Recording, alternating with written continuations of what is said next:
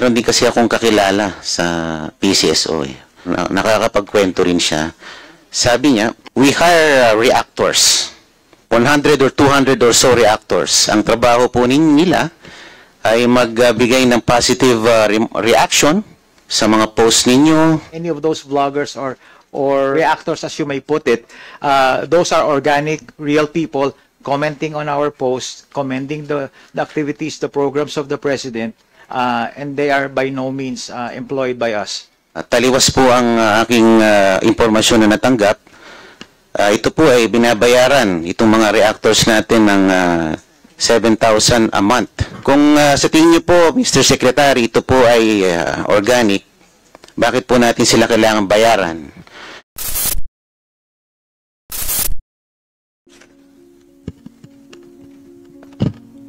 Mr. Secretary, looking at the budget of the PCO proper, the fluctuations are rather large. From 493 million in 2023, it reached nearly 90% to 933 million in 2024, only to be cut to 695 million in 2025. And now, the PCO is requesting a 954 million budget for 2026.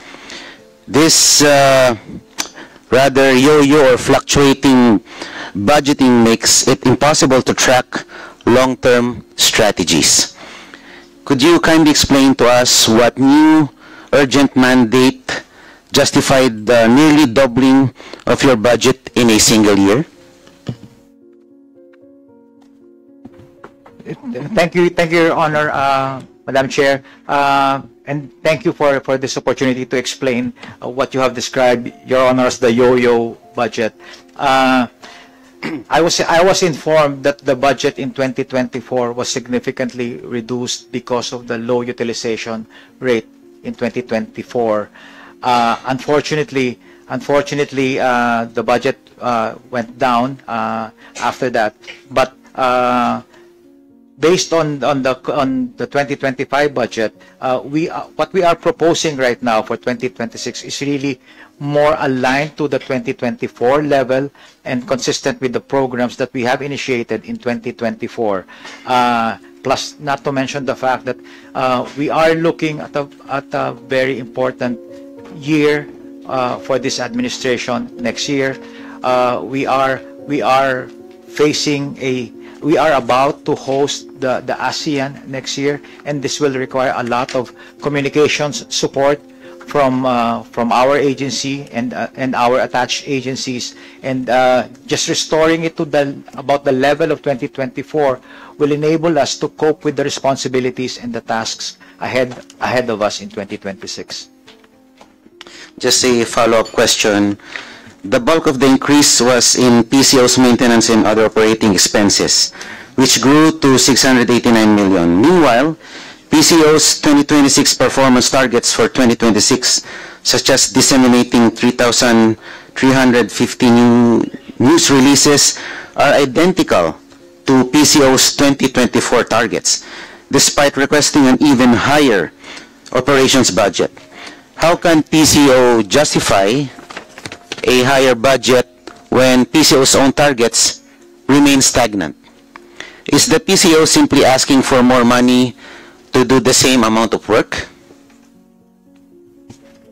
Thank you, Your Honor, and again, thank you for allowing us to clarify that point. We are already in representation. We have made representations already with the DBM to revise this target to accurately reflect the levels as stated in the MOE. So we are now in the process of revising those targets, increasing those targets, and coming to an agreement with the DBM on this one. Thank you for that answer. My last question.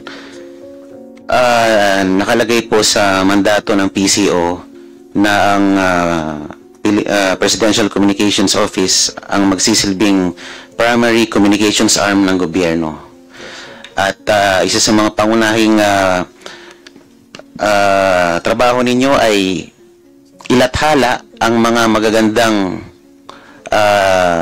achievements ng ating pamahalaan. While looking at your Facebook account,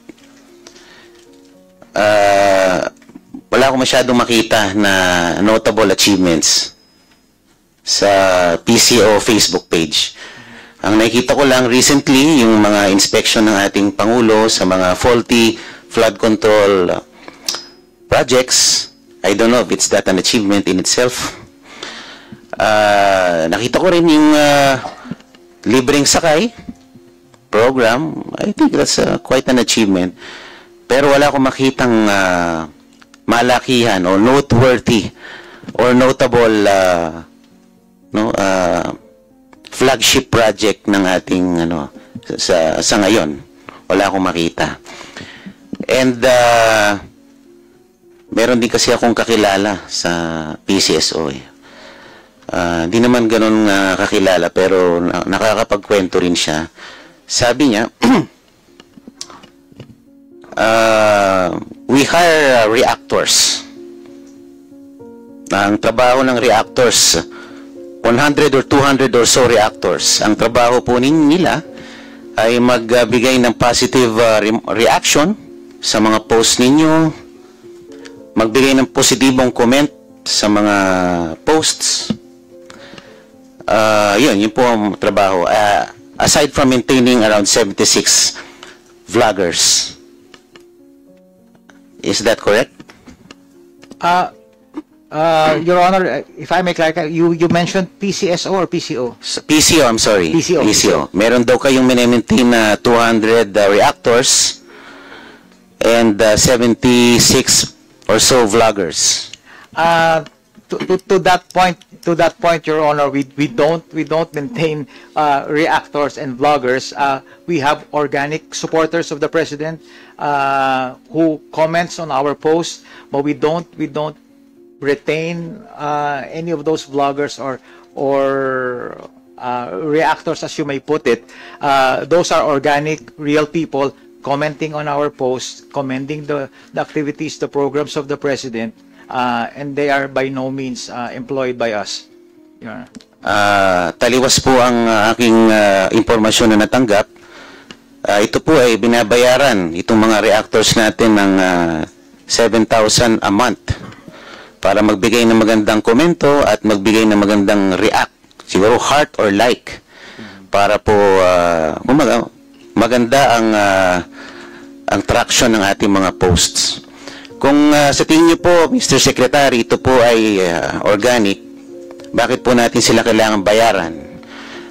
Hindi po ba? Meron pa silang allowance sa load, bukod po sa kanilang sweldo. Opo, with all due respect, Your Honor, hindi po namin sila binabayaran, and we can check that in the line item of our budget. Wala po kaming binabayaran na gano'n. As I said, and I will reiterate, these are organic, real people who supports the President and comments positively on the activities and programs of the President on our official channels, official platforms in social media. So wala po yun sa line item ng budget namin, Your Honor. Kung wala po kayong binabayaran, ano po ang komposisyon ng mga job orders po at COSs na binabayaran nyo that comprises most of the personnel services? Yes, Your Honor. For the JOs and the COS, their roles and responsibilities are clearly defined in the contracts that they signed, and we will be more than honored to furnish the committee with the JOs and the COS contracts if required, Your Honor. Ma'am, how much time am I given left?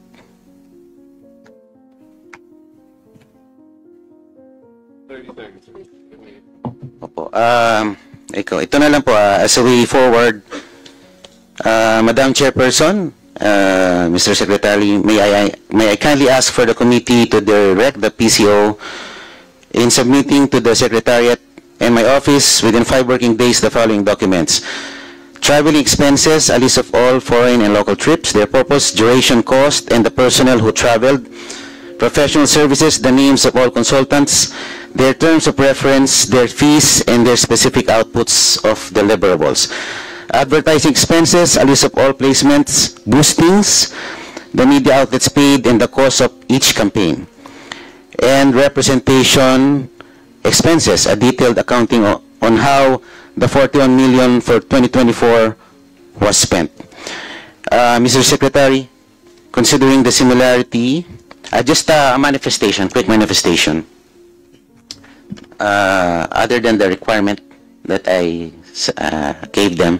Before we move to the manifestation, just wanted to check in, Secretary Gomez, would you be comfortable providing those information within 5 working days as requested by Representative Marcoleta? We will comply, Your Honor. Makakaasaw po kayo. Opo. Ito naman po ay tanong, ano ko lang naman, pakiwari ko lang. Di po ba mas madaling depensahan ng administrasyon kung ito ay maraming mga notable achievements?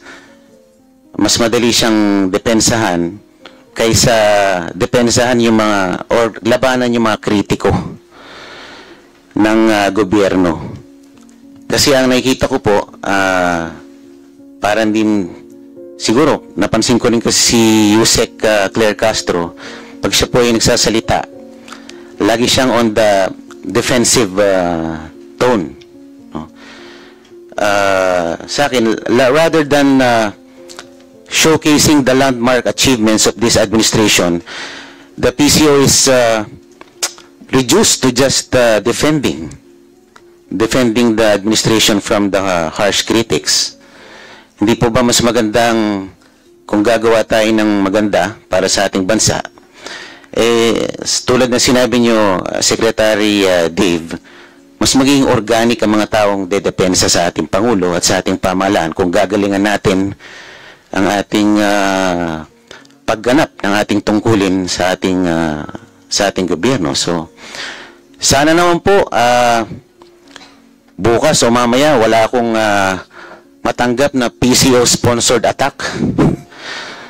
Dahil inaasahan ko na to. Kaya lang, mag-iingat lang po ang mga kinaukulan dahil baka kayo ay liable din sa cyber libel. So, pag-aralan nyo rin po. Yun lamang po. Sana mag-focus po kayo sa paglalahad ng mga notable achievements ng ating administrasyon rather than resorting to attacks from our critics. Mas maganda yun na taong bayan na mismo ang dumedepensa sa ating Pangulo. Yun lamang po. Maraming salamat. Madam Chair, if I may respond to the manifestation, thank you, Madam Chair. I would just like to assure Your Honor that as I pointed out earlier, when I assumed this role 6 weeks ago, that I am committed to what I call my 3 Ps minus 1. I am here to communicate and socialize only the programs and policies of the President minus the politics. And that will continue to be the focus of while I continue to hold this role in the administration. Thank you very much, Your Honor. Thank you, Secretary Gomez. The committee now recognizes Representative Antonino Roman III for his interpellation. Maraming salamat, Madam Chair. Buong-buong ang pangalan ko. Tony na lang, Tony Roman. Just to put things in context, the context for my next line of questions to the Secretary. We are living in an era where disinformation spreads faster than verified facts. Under this context, information is both a critical currency of power and a public good.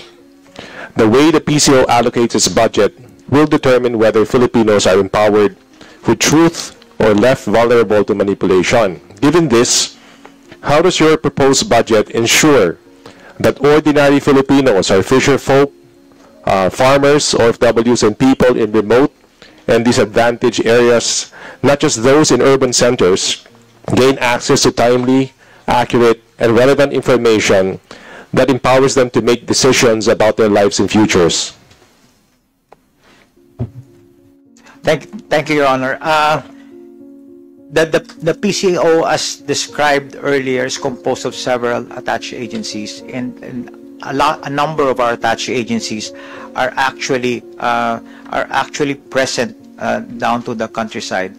My role when I assumed this position was to synergize all the efforts of the various agencies, make sure that the messaging is consistent, and make sure that the tone across all the platforms are consistent. So I'm talking about here the Philippine Information Agency, which has regional and provincial presence. We have the Bureau of Broadcast. We have radio stations nationwide. We have PTV4 and IBC 13, who are nationwide in reach, but to me the priority is to synchronize the messaging and make it uniform, so that people will receive the information on a timely and relevant manner. Are there people on the ground to? How do you? My question is basically from the point of view of the audience. Yes. How then do you know that they are, how do you say this, that your message or that they are responding to your message resonates with them? Yes, and thank you again for the opportunity, Your Honor. I am a believer and I practice data-driven, research anchored decision-making in communications.